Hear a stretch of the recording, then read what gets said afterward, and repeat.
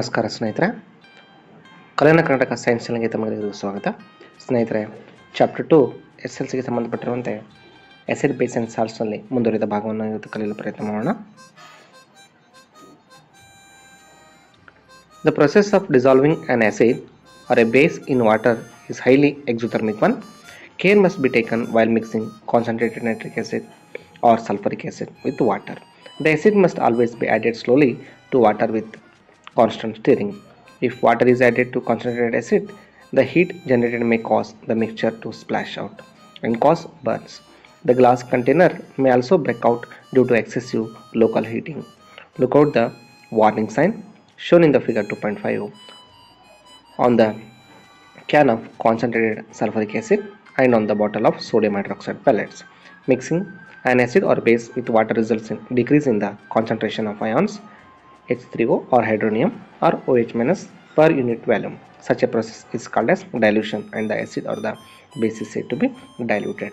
ಸ್ನೇಹಿತರೆ, ಇಲ್ಲಿ ಅವರೇನು ಹೇಳ್ತಾ ಇದ್ದಾರೆ ಅಂದರೆ, the process of dissolving an acid or a base in water is highly exothermic one. ಅಂದರೆ ಆಮ್ಲ ಮತ್ತು ಪ್ರತ್ಯಾಮ್ಲವನ್ನು ನೀರಿನಲ್ಲಿ ವಿಲೀನಗೊಳಿಸುವ ಪ್ರಕ್ರಿಯೆ ಅತಿ ಬಹಿರುಷ್ಣಕ, ಅಂದರೆ ಅಲ್ಲಿ ಹೀಟ್ ಅಥವಾ ಶಾಖ ಅಂತೀವಲ್ಲ, ಅದು ಇವಾಲ್ವ್ ಆಗ್ತಾ ಇರುತ್ತೆ, ಹೊರಗೆ ಬರ್ತಾ ಇರುತ್ತೆ. Care must be taken while mixing concentrated nitric acid or sulphuric acid with the water. ಈ ಪ್ರಕ್ರಿಯೆಯಲ್ಲಿ ಏನಾಗ್ತಾ ಇರುತ್ತೆ, ಸಾರೀಕೃತ ಅಂದರೆ ಕಾನ್ಸಂಟ್ರೇಟೆಡ್ ಅಂತೀವಲ್ಲ ನೈಟ್ರಿಕ್ ಆಸಿಡ್ ಅಥವಾ ನೈಟ್ರಿಕ್ ಆಮ್ಲ ಅಥವಾ ಸಲ್ಫರಿಕ್ ಆಮ್ಲ ನೀರಿಗೆ ಸೇರಿಸುವಾಗ ಎಚ್ಚರ ವಹಿಸಬೇಕು. The acid must always be added slowly to water with constant stirring. ಏನು ಹೇಳ್ತಾ ಇದ್ದಾರೆ ಅವರು, ನೀರನ್ನು ಸಾರೀಕೃತ ಅಂದರೆ ಕಾನ್ಸಂಟ್ರೇಟೆಡ್, ಆಮ್ಲ ಅಂದರೆ ಆಸಿಡ್ಗೆ ಸೇರಿಸಿದರೆ ಉತ್ಪತ್ತಿಯಾಗುವ ಉಷ್ಣ ಮಿಶ್ರಣ ಹೊರಸಿಡಿಯುವಂತೆ ಮಾಡಬಹುದು ಮತ್ತು ಸುಟ್ಟ ಗಾಯಗಳನ್ನು ಉಂಟು ಮಾಡುವುದು. If water is added to the concentrated acid, heat generated may cause the mixer to splash out and causes the burns. Splash out ಅಂದರೆ ಅದು ಹೊರಗೆ ಸಿಡಿಯಬಹುದು, ಆ್ಯಂಡ್ ಕಾಸಸ್ ದ ಬರ್ನ್ಸ್ ಅಂದರೆ ನಮಗೆ ಸುಟ್ಟ ಗಾಯಗಳನ್ನು ಮಾಡಬಹುದು. The glass container may also be break due to excessive local heating. ಅಂದರೆ ಗಾಜಿನ ಸಂಗ್ರಾಹಕ ಒಡೆಯಬಹುದು ಅಥವಾ ಸಾರೀಕೃತ ಸಲ್ಫರಿಕ್ ಆಮ್ಲದ ಕ್ಯಾನ್ ಮತ್ತು ಸೋಡಿಯಂ ಹೈಡ್ರಾಕ್ಸೈಡ್ ಈ ಕ್ಯಾನ್ಗಳೇನಾಗ್ತವೆ, ಅವು ಸ್ವಲ್ಪ ಬಿಸಿ ಆದಾಗ ಒಡೆಯುವಂಥ ಚಾನ್ಸಸ್ ಇರುತ್ತೆ. Lookout the warning signs on the concentrated sulphuric acid and on the bottle of sodium hydroxide pellets. ಇಲ್ಲಿ ವಾರ್ನಿಂಗ್ ಸೈನ್ಸ್ಗಳನ್ನು ಕೊಟ್ಟಿರ್ತಾರೆ. ಇಲ್ಲಿ ಚಿತ್ರದಲ್ಲಿ ನೋಡ್ಬೋದು ನೀವು, warning sign displayed on the containers containing concentrated acids and bases. Acids ಮತ್ತು bases ಮೇಲೆ ಈ ಥರ ಚಿತ್ರವನ್ನು ಅಂಟಿಸಿರ್ತಾರೆ. ಅಂದರೆ ಸಾರೀಕೃತ ಆಮ್ಲಗಳು ಮತ್ತು ಪ್ರತ್ಯಾಮ್ಲ ಸಂಗ್ರಾಹಕಗಳ ಮೇಲೆ ಎಚ್ಚರಿಕೆ ಸಂಕೇತ ಅಂತ ಹೇಳ್ಬೋದು. ಇದನ್ನು ನೋಡಿ ನಾವು ಅವರಿಂದ ದೂರ ಇರಬೇಕು, ಅಥವಾ ಯೂಸ್ ಮಾಡೋ ಟೈಮ್ನಲ್ಲಿ ಬಹಳಷ್ಟು ಕೇರ್ಫುಲಿಯಾಗಿ ಅಥವಾ ಎಚ್ಚರಿಕೆಯಿಂದ ಅವುಗಳನ್ನು ನಾವು ಯೂಸ್ ಮಾಡಬೇಕು. Mixing on acid or a base with water results in decrease in the concentration of ions H3O or OH minus per unit volumes. ಆಮ್ಲ ಅಥವಾ ಪ್ರತ್ಯಾಮ್ಲವನ್ನು ನೀರಿನೊಂದಿಗೆ ಮಿಶ್ರಣ ಮಾಡಿದಾಗ ಏಕಮಾನ ಗಾತ್ರದಲ್ಲಿ ಅಯಾನು ಅಂದರೆ H3O ಅಥವಾ ಪ್ಲಸ್ ಹೈಡ್ರೋನಿಯಂ ಅಂತೀವಲ್ಲ ಅದು ಅಥವಾ OH ಮೈನಸ್ ಹೈಡ್ರಾಕ್ಸೈಡ್ಗಳ ಸಾರತೆಯು ಕಡಿಮೆ ಆಗುತ್ತದೆ. ಅಂದರೆ ಇವು ಆಸಿಡ್ಗಳಿಗೆ ಅಥವಾ ಬೇಸ್ಗಳಿಗೆ ನಾವು ನೀರನ್ನು ಹಾಕಿದಾಗ ಅದರಲ್ಲಿರುವಂಥ ಕಾನ್ಸಂಟ್ರೇಷನ್ ಅಂದರೆ ಅಲ್ಲಿರುವಂಥ ಪ್ರಮಾಣ ಕಡಿಮೆ ಆಗುತ್ತೆ. ಫಾರ್ ಎಕ್ಸಾಂಪಲ್, ಈ ಸಕ್ಕರೆಯನ್ನು ನಾವು ಹಾಲಿಗೆ ಹಾಕ್ತೀವಿ, ಸೊ ಹೆಚ್ಚಿಗೆ ಸಕ್ಕರೆ ಹಾಕ್ತಾ ಹೋದಾಗ ಅದು ಕಾನ್ಸಂಟ್ರೇಷನ್ ಹೆಚ್ಚಿಗೆ ಆಗುತ್ತೆ. ಅದೇ ಸಕ್ಕರೆ ಹಾಲಲ್ಲಿ ಕಡಿಮೆ ಹಾಕಿದಾಗ ಅದು ಕಾನ್ಸಂಟ್ರೇಷನ್ ಕಡಿಮೆ ಇರುತ್ತೆ. ಇದನ್ನು ನಾವು ಕಾನ್ಸಂಟ್ರೇಷನ್ ಅನ್ನು ಕರಿತೀವಿ, ಅಂದರೆ ಅದರ ಪ್ರಮಾಣ. ಸೊ ಏನು ಹೇಳ್ತಿದ್ದಾರೆ, such a process is called dilution and the acid or the base is said to be diluted. ಅಂದರೆ ನಾವು ಇಂಥ ಪ್ರಕ್ರಿಯೆ ಅಂದರೆ ಈ ಆಸಿಡ್ ಅಥವಾ ಬೇಸಿಗೆ ನಾವು ನೀರನ್ನು ಬೆರೆಸುವುದು ಅಥವಾ ಏನಂತೀವಿ, ಯಾವುದೋ ಬೇಸನ್ನು ನಾವು ಬೆರೆಸಿದಾಗ ಏನಾಗುತ್ತೆ ಅದು ಸಾರೀಕೃತ ಇದ್ದಿದ್ದು ಸ್ವಲ್ಪ ಡೈಲ್ಯೂಟೆಡ್ ಆಗುತ್ತದೆ. ಇಂಥ ಪ್ರಕ್ರಿಯೆಯನ್ನು ಸಾರರಿಕ್ತಗೊಳಿಸುವಿಕೆ, the process is called as dilution. ಇದನ್ನು ಡೈಲ್ಯೂಷನ್ ಅಂತ ಕರಿತೀವಿ, ಸಾರರಿಕ್ತಗೊಳಿಸುವಿಕೆ ಅಂತ ಕರಿತೀವಿ. ಮತ್ತು ಆಮ್ಲ ಅಥವಾ ಪ್ರತ್ಯಾಮ್ಲವನ್ನು ಸಾರಯುಕ್ತಗೊಳಿಸುವುದು ಎನ್ನುತ್ತಾರೆ, ಇದನ್ನು ಕರಿತೀವಿ the process is called as dilution and the base or acid is said to be diluted. ಸಾರಯುಕ್ತಗೊಳಿಸಿದ ಈ ಆಮ್ಲ ಅಥವಾ ಪ್ರತ್ಯಾಮ್ಲ ಅಂತ ನಾವು ಅದನ್ನು ಕರಿತೀವಿ. ಇನ್ನು ಮುಂದೆ ಹೋಗಿ, how strong are acid or base solutions. ಅಂದರೆ ಆಮ್ಲ ಅಥವಾ ಪ್ರತ್ಯಾಮ್ಲದ ದ್ರಾವಣಗಳು ಎಷ್ಟು ಪ್ರಬಲವಾಗಿವೆ ಅಂತ ನಾವು ಇದರಲ್ಲಿ ತಿಳಿಯಲು ಪ್ರಯತ್ನ ಮಾಡೋಣ. We know how acid-base indicators can be used to distinguish between an acid and a base.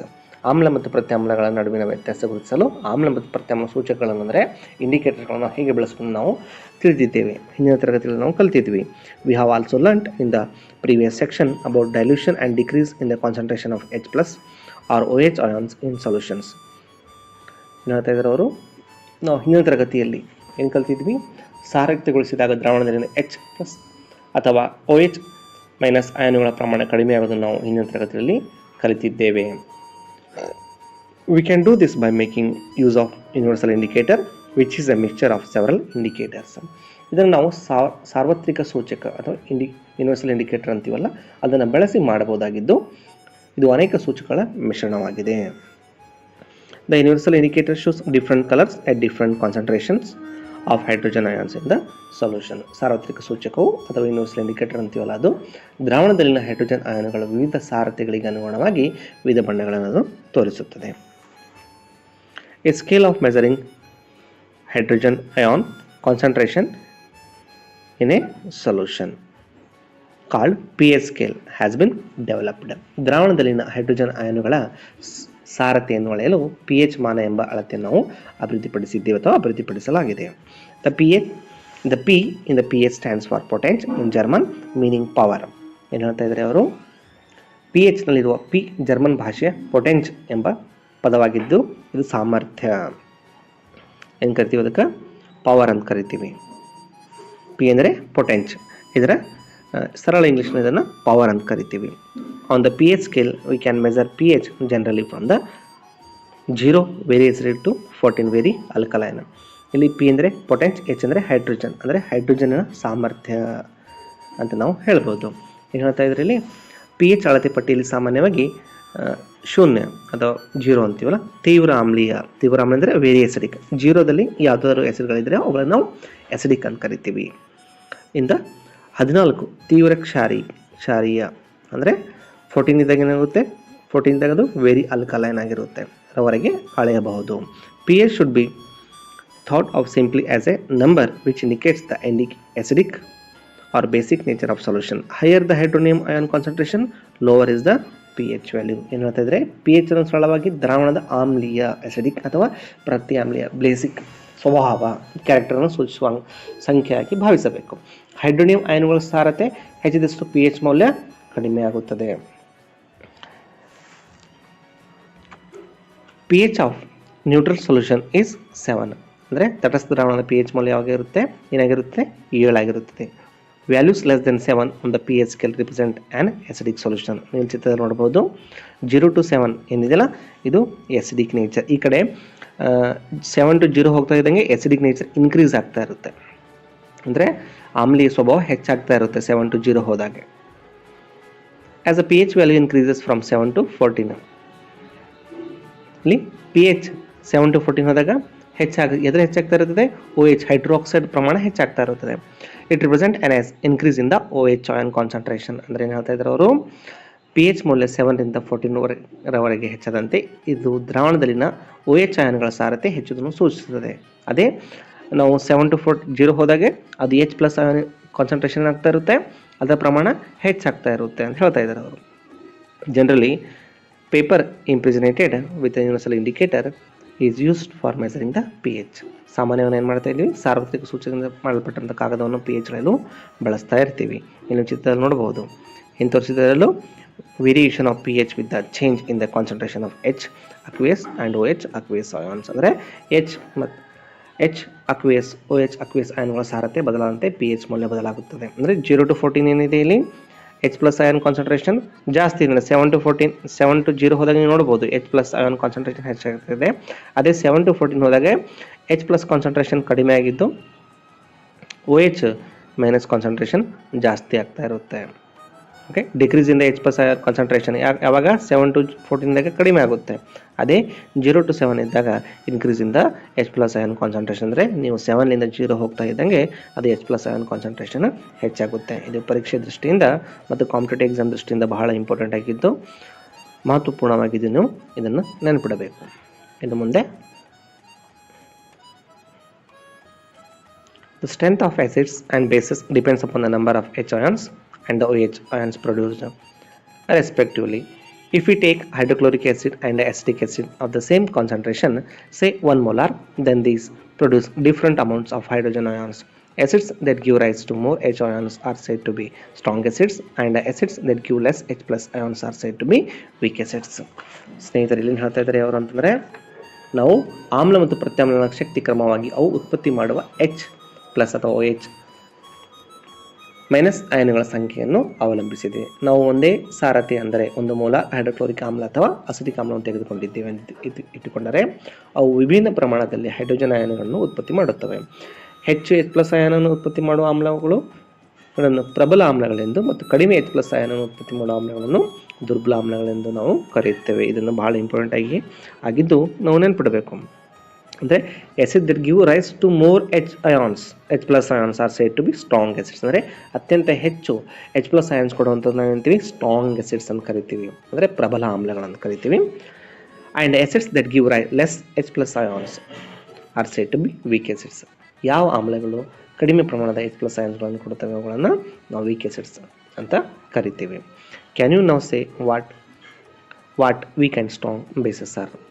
Weak base ಮತ್ತು ಸ್ಟ್ರಾಂಗ್ ಬೇಸಸ್ಗಳು. ಸ್ಟ್ರಾಂಗ್ ಬೇಸ್ಗಳು ಅಂದರೆ OH ಮೈನಸ್ ಜಾಸ್ತಿ ಆಗಿರುತ್ತೆ, ವೀಕ್ ಬೇಸ್ ಅಂದರೆ OH ಮೈನಸ್ ಅಥವಾ ಹೈಡ್ರಾಕ್ಸೈಡ್ ಪ್ರಮಾಣ ಕಡಿಮೆ ಆಗಿರುತ್ತೆ.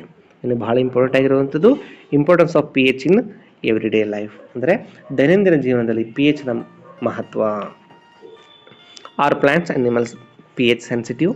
ಅವ್ರು ಕೇಳ್ತಾ ಇದ್ದಾರೆ, ಸಸ್ಯ ಮತ್ತು ಪ್ರಾಣಿಗಳು pH ಸೂಕ್ಷ್ಮಗ್ರಾಹಿಗಳಾಗಿವೆ. Our body works within the pH range 7.0 to 7.8. Living organisms can survive only in narrow range of pH change. When pH of rainwater is less than 5.6, it is called as acid rain.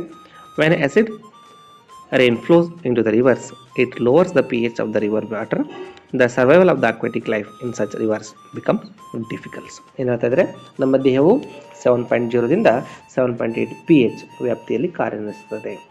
ಜೀವಿಗಳು ಕಿರುವ್ಯಾಪ್ತಿಯ pH ಬದಲಾವಣೆಯಲ್ಲಿ ಮಾತ್ರ ಬದುಕಿರಬಲ್ಲವು. ಮಳೆ ನೀರಿನ pH ಮೌಲ್ಯ ಹೇಗಿರುತ್ತೆ? 5.6 ಕಡಿಮೆ ಆಗದ ಅದನ್ನು ಆಮ್ಲ ಮಳೆ ಅಥವಾ ಆಸಿಡ್ ರೈನ್ ಅಂತ ಕರಿತೀವಿ. ಆಮ್ಲ ಮಳೆಯು ನದಿಗೆ ಹರಿದಾಗ ಏನಾಗುತ್ತೆ, ಇದು ನದಿಯ ನೀರಿನ pH ಅನ್ನು ಕಡಿಮೆ ಮಾಡುತ್ತದೆ. ಇಂತಹ ನದಿಗಳಲ್ಲಿ ಜಲಚರಗಳು ಉಳಿವು ದುಸ್ತರವಾಗುತ್ತದೆ.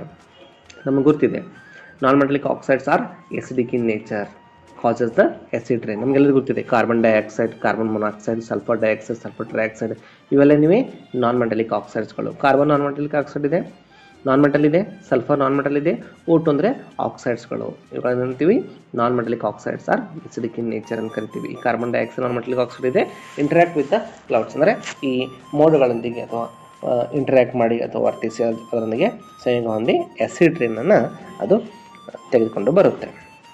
ಸೊ ಈ ಆಸಿಡ್ ರೈನ್ ಏನಾಗಿರುತ್ತೆ, ಅದೇ ನೀರು ಏನಪ್ಪ ಅಂದರೆ ಈ ಕೆರೆಗಳಿಗೆ ಅಥವಾ ಈ ಹೊಂಡಗಳಿಗೆ ಅಥವಾ ನದಿಗಳಿಗೆ ಹರಿದಾಗ ಅಲ್ಲಿರುವಂಥ ಜಲಚರ ಪ್ರಾಣಿಗಳು ಬದುಕುಳಿಯುವಂಥದ್ದು ಬಹಳ ಕಷ್ಟವಾಗುತ್ತದೆ. ಇನ್ನು ಮುಂದೆ acids in the other planets, ಇತರ ಗ್ರಹಗಳಲ್ಲಿ ಆಮ್ಲಗಳು. The atmosphere of Venus is made up of thick white and yellowish clouds of sulfuric acid. Do you think life can exist on this planet? or ಏನು ಹೇಳ್ತಾ ಇದ್ರೆ, ಶುಕ್ರ ಗ್ರಹದ ವಾತಾವರಣ sulphuric ಆಮ್ಲ ದಟ್ಟವಾದ ಬಿಳಿ ಮತ್ತು ಹಳದಿ ಮೋಡಗಳಿಂದಾಗಿದೆ. ಈ ಗ್ರಹದಲ್ಲಿ ಜೀವ ಅಸ್ತಿತ್ವದಲ್ಲಿರಬಹುದೆಂದು ನೀವು ಭಾವಿಸುತ್ತೀರಾ? ಇಲ್ಲ. ಎಲ್ಲಿ ಜಾಸ್ತಿ ಆಸಿಡ್ಸ್ ಅಟ್ಮಾಸ್ಫಿಯರಿಕ್ ಇರುತ್ತೆ ಅಲ್ಲಿ ನಾವು ಬದುಕುಳಿಯೋದು ಬಹಳ ಕಷ್ಟವಾಗಿರುತ್ತದೆ. ಇನ್ನು ಮುಂದೆ pH in our digestive system ಅಂದರೆ ನಮ್ಮ ಮೇಲ್ಗಡೆ ನೋಡೋಣ. pH, what is the pH of the soil in your back yard? ಅಂದರೆ ನಿಮ್ಮ ಹಿತ್ತಲಿನ ಮಣ್ಣಿನ pH ಮೌಲ್ಯವೆಷ್ಟು ಅಂತವ್ರು ಕೇಳ್ತಾ ಇದ್ದಾರೆ. Plants require a specific pH range for their healthy growth. To find out the pH required for the healthy growth of plants, you can collect the soil from various places and check the pH in the manner described below in activity 2.12. Also, you can note down which plants are growing in the region from which you have collected the soil. ಅವನು ಹೇಳ್ತಾ ಇದ್ದಾರೆ, ನಮ್ಮ ಹಿತ್ತಲಿನ ಮಣ್ಣಿನ pH ಮೌಲ್ಯವನ್ನು ನಾವು ನಿರ್ಧರಿಸಬೇಕಾದ್ರೆ ಸಸ್ಯಗಳ ಆರೋಗ್ಯಕರ ಬೆಳವಣಿಗೆಗೆ ನಿರ್ದಿಷ್ಟ pH ವ್ಯಾಪ್ತಿಯ ಅಗತ್ಯವಿದೆ ಅಂತ ಹೇಳ್ತಾ ಇದ್ದಾರೆ. ಸಸ್ಯದ ಆರೋಗ್ಯಕರ ಬೆಳವಣಿಗೆಗೆ ಅಗತ್ಯವಾದ pH ಕಂಡುಹಿಡಿಯಲು ನೀವು ವಿವಿಧ ಸ್ಥಳಗಳಿಂದ ಮಣ್ಣನ್ನು ಸಂಗ್ರಹಿಸಬೇಕಾಗುತ್ತದೆ ಮತ್ತು ಕೆಳಕಂಡ ಚಟುವಟಿಕೆಗಳನ್ನು ಮಾಡಿ ನೋಡಬಹುದು. ಅಂದರೆ ಒಂದು ಪ್ರಮಾಣದಲ್ಲಿ ಒಂದು ಟೆಸ್ಟ್ ಟ್ಯೂಬ್ನಲ್ಲಿ ನಾವು ಏನು ಮಾಡಬೇಕಂದ್ರೆ 2 ಗ್ರಾಮ್ ಅಷ್ಟು ಸಾಯಿಲನ್ನು ತೆಗೆದುಕೊಂಡು ಅದರಲ್ಲಿ 5 ml ಅಷ್ಟು ನೀರನ್ನು ಹಾಕಿ ಅದನ್ನು ಸೋಸಿ ಮತ್ತು ಕಲೆಕ್ಟ್ ಮಾಡಿ ಈ ಬೀಕರ್ನಲ್ಲಿ ಕಲೆಕ್ಟ್ ಮಾಡಿಕೊಂಡು ಈ ಯೂನಿವರ್ಸಲ್ ಇಂಡಿಕೇಟರ್ಸ್ ಅಂದರೆ ನಾವು ಈ ಏನಪ್ಪ ಅಂದರೆ ಟೆಸ್ಟನ್ನು ಮಾಡಿ ನಾವುಗಳನ್ನು ಕಂಡುಹಿಡಿಬೋದು. ಯಾವುದು ಟೆಸ್ಟ್ಗಳನ್ನು ಮಾಡಿಕೊಂಡು ಅದು ಆ್ಯಸಿಡಿಕ್ ಇದೆಯೋ ಅಥವಾ ಬೇಸಿಕ್ ಇದೆ ಅಂತ ನಾವು ಅದನ್ನು ಕಂಡುಹಿಡಿಯಲು ಪ್ರಯತ್ನ ಮಾಡಬೇಕು.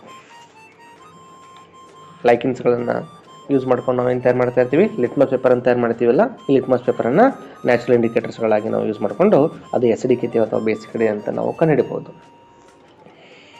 ಇನ್ನು ಪಿ ಎಚ್ ಡೈಜೆಸ್ಟಿವ್ ಸಿಸ್ಟಮ್ ಅಂದರೆ ನಮ್ಮ ಜೀರ್ಣಾಂಗ ವಿಭಾಗದಲ್ಲಿ P H. It is very interesting to know that our stomach produces hydrochloric acid. It helps in digestion of food without harming the stomach. During the indigestion, the stomach produces too much acid and this causes pain and irritation. To get rid of this pain, people use bases called antacids. One such remedy must have been suggested by you at the beginning of this chapter. These antacids neutralize the excess acid.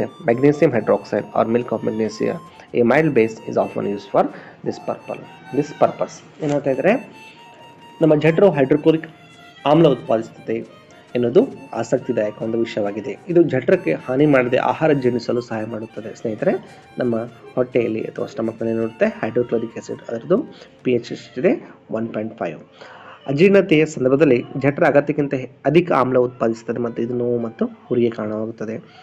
ಈಗ ನಾವು heart burn ಅಂತೀವಲ್ಲ, stomach burn ಅಂತೀವಲ್ಲ, stomach ಏಕ್ ಅಂತೀವಲ್ಲ, ಅದಕ್ಕೆ ಕಾರಣ ಏನಾಗಿದೆ? ಮುಖ್ಯವಾಗಿರುವಂಥ ಕಾರಣ acid concentration, ಅಂದರೆ ಈ ಆ್ಯಸಿಡ್ ಪ್ರಮಾಣದಲ್ಲಿ ಹೆಚ್ಚಾಗೋದು, ಅಂದರೆ ಈ ಹೈಡ್ರೋಕ್ಲೋರಿಕ್ ಆಸಿಡ್ ಪ್ರಮಾಣದಲ್ಲಿ ಉತ್ಪಾದನೆಯಲ್ಲಿ ಹೆಚ್ಚಾಗೋದು. ಅವಾಗ ನಾವು ಏನು ಮಾಡ್ತೀವಿ? ಈ ನೋವಿನಿಂದ ಮುಕ್ತಿ ಪಡೆಯಲು ನಾವು ಏನು ಮಾಡ್ತೀವಿ? ಏನೋ ಆಮ್ಲಶಾಮಕ ಅಂದರೆ ಆ್ಯಂಟಾಸಿಡ್ಸ್ ಅಂತೀವಲ್ಲ, ಅವುಗಳನ್ನು ನಾವು ತೆಗೆದುಕೊಳ್ಳುತ್ತೀವಿ. ಇವುಗಳನ್ನು ಪ್ರತ್ಯಾಮ್ಲಗಳನ್ನಾಗಿ ನಾವು ಬಳಸ್ತೀವಿ. ಈ ಅಧ್ಯಯನದ ಪ್ರಾರಂಭದಲ್ಲಿ ಇಂತಹ ಒಂದು ಪರಿಹಾರವು ನಿಮ್ಮಿಂದ ಸೂಚಿಸಲ್ಪಟ್ಟಿದೆ. ಮೊದಲೇ ಸ್ಟಾರ್ಟಿಂಗ್ನಲ್ಲಿ ಅವರು ಕ್ವಶನ್ ಕೇಳಿದ್ರು ನಮಗೆ, if your stomach is burning or excessive acids release ಆದಾಗ ನೀವೇನು ಮಾಡ್ತಿದ್ರಿ? ನಾವು ಹೇಳಿದ್ವಿ ಆ್ಯಂಟಾಸಿಡ್ಸ್ಗಳನ್ನು ತಗೋತೀವಿ ಅಥವಾ ಮಿಲ್ಕ್ ಆಫ್ ಮ್ಯಾಗ್ನೇಸಿಯಾ ತಗೋತೀವಿ ಅಂತ ನಾವು ಅಲ್ಲಿ ಸೂಚಿಸಿದ್ದೀವಿ. ಸೊ ಈ ಆಮ್ಲಶಾಮಕಗಳು ಹೆಚ್ಚುವರಿ ಆಮ್ಲವನ್ನು ತಟಸ್ಥಗೊಳಿಸುತ್ತವೆ, ಅಂದರೆ ದೇ ನ್ಯೂಟ್ರಲೈಸಸ್. ಅಂದರೆ ನಮ್ಮ ದೇಹದಲ್ಲಿ ಎಕ್ಸೆಸಿವ್ ಆಗಿ, ಸ್ಟಮಕ್ದಲ್ಲಿ ಎಕ್ಸೆಸಿವ್ ಆಗಿ ಹೈಡ್ರೋಕ್ಲೋರಿಕ್ ಆಸಿಡ್ ರಿಲೀಸ್ ಆಗ್ತಾ ಇದ್ದಾಗ ನಾವು ಮಿಲ್ಕ್ ಆಫ್ ಮ್ಯಾಗ್ನೇಸಿಯಾ ಅಂತ ಹೇಳ್ತೀವಲ್ಲ, ಸಾಮಾನ್ಯವಾಗಿ ನಾವು ಈನೋ ಅಂತ ಕರಿತೀವಲ್ಲ, ಈನೋನ ನೀರಲ್ಲಿ ಹಾಕೊಂಡು ಕುಡಿದಾಗ ಸ್ವಲ್ಪ ಏನಾಗಿರುತ್ತೆ, ಈ ಆಸಿಡ್ ಪ್ಲಸ್ ಬೇಸ್ ಮಿಕ್ಸ್ ಆದಾಗ ಸಾಲ್ಟ್ ಪ್ಲಸ್ ವಾಟರ್ ನ್ಯೂಟ್ರಲೈಸ್ ಆಗಿಬಿಡುತ್ತೆ. ಇದು ಒಂದು ಸೌಮ್ಯ ಪ್ರತ್ಯಾಮ್ಲವಾಗಿದ್ದು ಸಾಮಾನ್ಯವಾಗಿ ಈ ಉದ್ದೇಶಕ್ಕೆ ಇದನ್ನು ಬಳಸುತ್ತಾರೆ. ಯಾವುದನ್ನು? ಮಿಲ್ಕ್ ಆಫ್ ಮ್ಯಾಗ್ನೇಷಿಯವನ್ನು ಇದನ್ನು ನ್ಯೂಟ್ರಲೈಸ್ ಮಾಡಲಿಕ್ಕೆ ನಾವು ಯೂಸ್ ಮಾಡ್ತೀವಿ. ಇದನ್ನು ಸಾಮಾನ್ಯವಾಗಿ ನಾವು ಈನೋ ಅಂತ ಹೇಳಿ ಕರಿತಾ ಇರ್ತೀವಿ, ಅಥವಾ ಮಿಲ್ಕ್ ಆಫ್ ಮ್ಯಾಗ್ನೇಷಿಯವನ್ನು ನಾವು ಡೈರೆಕ್ಟ್ಲಿ ಈ ಲಿಕ್ವಿಡ್ ಅನ್ನು ತೆಗೆದುಕೊಳ್ಳಬಹುದು. ಇನ್ನು ಮುಂದುವರೆದು P H change as a cause of tooth decay. ಹಲ್ಲಿನ ಸವೆತಕ್ಕೆ ಕಾರಣವಾಗಿರೋ ಪಿ ಎಚ್ ಬದಲಾವಣೆ. Tooth decay starts when the P H of the mouth is lower then 5.5. Tooth enamel made up of calcium hydroxyapatite, a crystalline form of calcium phosphate, is the hardest substance in the body. ಸ್ನೇಹಿತರೆ ಏನು ಹೇಳ್ತಾ ಇದ್ದಾರೆ? ಬಾಯಿಲಿ P H 5.5ಗಿಂತ ಕಡಿಮೆ ಆದಾಗ ಹಲ್ಲಿನ ಸವೆತ ಪ್ರಾರಂಭವಾಗುತ್ತದೆ. ಅಂದರೆ ಟೂತ್ ಡೆಕೆ ಅಂತೀವಲ್ಲ, ಅದು ಕ್ಯಾಲ್ಸಿಯಂ ಹೈಡ್ರಾಕ್ಸಿ ಅಪಟೈಟಿಂದ ಕ್ಯಾಲ್ಸಿಯಂ ಫಾಸ್ಫೇಟ್ನ ಒಂದು ಸ್ಫಟಿಕ ರೂಪವಾಗಿರುತ್ತದೆ. ಯಾವುದು? The hydroxy appetite. ಮಾಡಲ್ಪಟ್ಟು ಹಲ್ಲಿನ ಎನಿಮಲ್ ದೇಹದಲ್ಲಿ ಅತ್ಯಂತ ಕಠಿಣವಾದ ವಸ್ತುವಾಗಿದೆ. ಅಂದರೆ hardest substance in our body is the enamel. ಎದರಲ್ಲಿ ಮಾಡಲ್ಪಟ್ಟಿದೆ? ಕ್ಯಾಲ್ಸಿಯಂ ಹೈಡ್ರಾಕ್ಸಿ ಅಪಟೈಟ್ನಿಂದ. It does not dissolve in water but is corroded when the pH is in the mouth is below 5.5. ಏನಾಗುತ್ತೆ? ಇದು ನೀರಿನಲ್ಲಿ ವಿಲೀನ ಆಗೋದಿಲ್ಲ. ಯಾವುದು? ಎನಿಮಲ್. ಆದರೆ ಬಾಯಲ್ಲಿನ ಪಿ ಎಚ್ 5.5ಗಿಂತ ಕಡಿಮೆ ಆದಾಗ ಇದು ಸವೆತಕ್ಕೊಳಗಾಗುತ್ತದೆ, ಅಂದರೆ ಟೂತ್ ಡೆಕೆ ಆಗುತ್ತದೆ. Bacteria present in the mouth produce acids by degradation of sugar and food particles remaining in the mouth after eating. ಇಲ್ಲಿ ಏನಾಗ್ತಾ ಇರುತ್ತೆ ಅಂದರೆ, ಆಹಾರ ಸೇವನೆ ನಂತರ ಬಾಯಲ್ಲಿ ಉಳಿದ ಸಕ್ಕರೆ ಅಥವಾ ಮತ್ತು ಆಹಾರದ ಕಣಗಳ ವಿಘಟನೆಯಿಂದ ಬಾಯಲ್ಲಿರುವ ಬ್ಯಾಕ್ಟೀರಿಯಾಗಳು ಆಮ್ಲಗಳನ್ನು ಉತ್ಪತ್ತಿ ಮಾಡುತ್ತವೆ. ಅಂದರೆ ನಮ್ಮ ಬಾಯಲ್ಲಿರುವಂತಹ ಬ್ಯಾಕ್ಟೀರಿಯಾಗಳು ಏನು ಮಾಡ್ತಾ ಇರ್ತವೆ? ನಾವು ತಿನ್ನಂಥ ಆಹಾರ ಜೊತೆ ಅವೇನು ಮಾಡ್ತವೆ? ಈ ಏನಪ್ಪ ಅಂದರೆ ಆಮ್ಲಗಳನ್ನು ಬಿಡಲಿಕ್ಕೆ ಸ್ಟಾರ್ಟ್ ಮಾಡ್ತಾವೆ. ಆಮ್ಲಗಳಂದರೆ ಆ್ಯಸಿಡಿಕ್ ನೇಚರ್ ಅಥವಾ ಆ್ಯಸಿಡ್ಗಳನ್ನು ನಾವು ಬಿಡ್ತಾ ಇರ್ತವೆ. Using toothpaste which are generally basic for cleaning the teeth can neutralise the excess of acids preventing tooth decay. ಏನಾಗ್ತಾ ಇರುತ್ತೆ? ಹಲ್ಲುಗಳನ್ನು ಸ್ವಚ್ಛಗೊಳಿಸಲು ಸಾಮಾನ್ಯವಾಗಿ ಪ್ರತ್ಯಾಮ್ಲವಾಗಿರ್ತದೆ. ಅಂದರೆ ಈ ಸ್ವಚ್ಛಗೊಳಿಸಲು ನಾವು ಏನು ಮಾಡ್ತಾ ಇರ್ತೀವಿ? ಟೂತ್ ಪೇಸ್ಟ್ಗಳನ್ನು ಯೂಸ್ ಮಾಡ್ತೀವಲ್ಲ, ಅವು ಪ್ರತ್ಯಾಮ್ಲಗಳಾಗಿರ್ತವೆ. ಹೆಚ್ಚುವರಿ ಆಮ್ಲವನ್ನು ತಟಸ್ಥಗೊಳಿಸಬಹುದು, ಅಂದರೆ ಇವು ನ್ಯೂಟ್ರಲೈಸ್ ಮಾಡ್ತಾವೆ, ಅಂದರೆ ಹಲ್ಲಿನ ಸವೆತವನ್ನು ತಡೆಗಟ್ಟಬಹುದು. We can prevent the tooth decay by brushing the teeth after every meals. Self defence by animals and plants through chemical warfare. ರಾಸಾಯನಿಕ ಯುದ್ಧ ತಂತ್ರದ ಮೂಲಕ ಸಸ್ಯ ಮತ್ತು ಪ್ರಾಣಿಗಳಿಂದ ಸ್ವರಕ್ಷಣೆ. ಏನು ಹೇಳ್ತಾರೆ? Bee stings leaves an acid which causes a pain and irritation. ಯಾವಾಗ ಸ್ಟಿಂಗ್ ಆದ ತಕ್ಷಣ use a mild base like baking soda on the sting area gives relief. Stinging hair of nettle leaves inject methanoic acid causing burning pain. ಏನಂತಂದರೆ, ನೀವು have ever been stung by a honey bee, ಅಂದರೆ ನೀವು ಯಾವಾಗಾದರೂ ಈ ಜೇನುನೊಣದಿಂದ ಕಡಿಸಿಕೊಂಡಿದ್ದೀರಾ ಅಂತ ಕೇಳ್ತಾ ಇದ್ದಾರೆ. ಜೇನುನೊಣ ಕಡಿದಾಗ ಏನಾಗುತ್ತೆ? ಒಂದು ಆಮ್ಲ ಬಿಡುಗಡೆ ಆಗುತ್ತದೆ. ಇದು ನೋವು ಮತ್ತು ಉರಿಗೆ ಕಾರಣವಾಗುತ್ತದೆ. ಕಡಿದ ಭಾಗಕ್ಕೆ ನಾವು ಮಾಡಬೇಕು, ಸ್ವಲ್ಪ ಅಡಿಗೆ ಸುಡೋದಂತಹ ಸೌಮ್ಯ ಪ್ರತಾಮ್ಲ ಅಂದರೆ ಬೇಸ್ ಅಂತೀವಲ್ಲ, ಅದನ್ನು ಯೂಸ್ ಮಾಡಿದಾಗ ನೋವು ಮತ್ತು ಉರಿ ಏನಾಗುತ್ತೆ? ಕಡಿಮೆ ಆಗುತ್ತದೆ. ಈ ತುರಿಕೆ ಗಿಡ ಅಂತ ಕರಿತೀವಲ್ಲ, ನೀಟಲ್ ಪ್ಲ್ಯಾಂಟ್, ಚುಚ್ಚುವ ಕೂದಲುಗಳನ್ನು ಮೆಥನಾಯಿಕ್ ಆಮ್ಲವನ್ನು ಚುಚ್ಚಿ ಉರಿಗೆ ಕಾರಣವಾಗಿರುತ್ತದೆ. ಅಂದರೆ ಈ ಮಿಥೋನಿಕ್ ಆ್ಯಸಿಡ್ ಎಲ್ಲಿರುತ್ತೆ? ನೀಟಲ್ ಲೀವ್ಸ್ಗಳಲ್ಲಿ, ಎಲೆಗಳಲ್ಲಿ ಇರುತ್ತೆ ಅಂತ ಹೇಳ್ತಾರೆ. ಇಲ್ಲಿ ನೋಡ್ಬೋದು ನೀವು ಈ ಮಿಥೋನಿಕ್ ಆ್ಯಸಿಡ್ ಇರುವಂತಹ ಈ ನೀಟಲ್ ಪ್ಲ್ಯಾಂಟ್ಗಳನ್ನು ನೋಡ್ಬೋದು. ಅದ್ರ ಪಕ್ಕದಲ್ಲೇ ಡಾಗ್ ಪ್ಲ್ಯಾಂಟ್ ಅಂತ ಬೆಳೆಯುತ್ತೆ. ಆ ಡಾಗ್ ಪ್ಲ್ಯಾಂಟ್ಗಳನ್ನು ಇಂದ ಎಲೆಗಳನ್ನು ನಾವು ಏನಪ್ಪ ಅಂದರೆ ಉಜ್ಜಿದಾಗ ಈ ನೀಟಲ್ ಪ್ಲ್ಯಾಂಟ್ನಿಂದ ನಮಗೆ ಇರಿಟೇಷನ್ ಆಗ್ತಾ ಇರುತ್ತದಲ್ಲ, ಕಡಿಮೆ ಆಗುತ್ತೆ. ಇಲ್ಲಿ ಕೆಲವು ನ್ಯಾಚುರಲ್ ಸೋರ್ಸ್ ಆಫ್ ಆ್ಯಸಿಡ್ಗಳನ್ನ ನೀವು ನೋಡ್ಬೋದು. ವಿನೆಗರ್ ಎಲ್ಲಿರುತ್ತೆ? ಆ್ಯಸಿಡ್ ಯಾವುದಿರುತ್ತೆ? ವಿನೆಗರ್ದಲ್ಲಿ ಅಸಿಟಿಕ್ ಆ್ಯಸಿಡ್ ಇರುತ್ತೆ. ಆರೆಂಜ್ನಲ್ಲಿ ಸಿಟ್ರಿಕ್ ಆ್ಯಸಿಡ್, ಟ್ಯಾಮರಿನಲ್ಲಿ ಟಾಟರಿಕ್ ಆ್ಯಸಿಡ್, ಟೊಮೆಟೊದಲ್ಲಿ ಆಕ್ಸಾಲಿಕ್ ಆ್ಯಸಿಡ್. ಇನ್ನು ಸವರ್ ಮಿಲ್ಕ್ ಅಥವಾ ಕರ್ಡ್ ಅಂತೀವಲ್ಲ, ಅದರಲ್ಲಿ ಲ್ಯಾಕ್ಟಿಕ್ ಆ್ಯಸಿಡ್, ಮೊಸರು ಅಂತೀವಲ್ಲ ಅದರಲ್ಲಿ ಲ್ಯಾಕ್ಟಿಕ್ ಆ್ಯಸಿಡ್ ಇರುತ್ತೆ. ಲೆಮನ್, ಲಿಂಬೆಯಲ್ಲಿ ಸಿಟ್ರಿಕ್ ಆಮ್ಲ, ಸಿಟ್ರಿಕ್ ಆ್ಯಸಿಡ್. ಆ್ಯಂಡ್ ಸ್ಟಿಂಗ್ ಅಂದರೆ ಇರುವೆ ಕಡಿತದಲ್ಲಿ ಮಿಥೋನಿಕ್ ಆ್ಯಸಿಡ್, ಮಿಥೋನಿಕ್ ಆಮ್ಲ. ಇನ್ನು ನೀಟಲ್ ಸ್ಟಿಂಗ್ ಅದರನ್ನು ಮಿಥೋನಿಕ್ ಆಮ್ಲ ಇರುತ್ತೆ. ಇನ್ನು ಹೆಚ್ಚಿನ ತರಗತಿಗಳಿಗಾಗಿ ಈ ಚಾನಲ್ ಲೈಕ್ ಮತ್ತು ಸಬ್ಸ್ಕ್ರೈಬ್ ಮಾಡಿ. ಧನ್ಯವಾದಗಳು.